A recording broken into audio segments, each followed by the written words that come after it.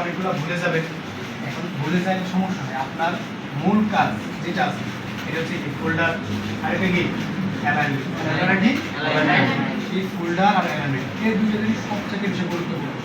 আপনি যদি একটা ফোল্ডারে না করতে পারেন তাহলে কি শিখলেন এতদিন? যদি একটা নাম লিখে নামটা ডানে বামে না নিতে পারেন তাহলে কি শিখলেন? তাহলে সারা জীবন টাইপ করে গেলেন, আপনাকে প্রশ্ন করলো যে আপনার নামটা একটু ডানে না, পারলেন না, তাহলে কি টাইপ দিবেন? বুঝতে পারছেন? এই জন্য যত কাজ আছে আপনারা ল্যাবে যেভাবে বলছি, যে শিডিউলে বলছি এই শিডিউলে প্র্যাকটিস করবেন।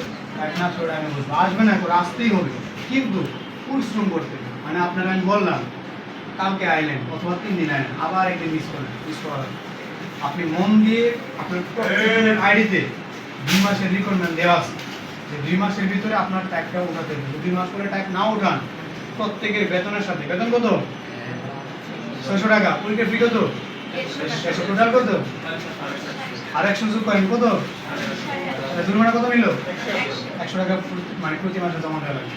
বুঝতে পারছেন? আর এই 2 মাস লাগবে কেন?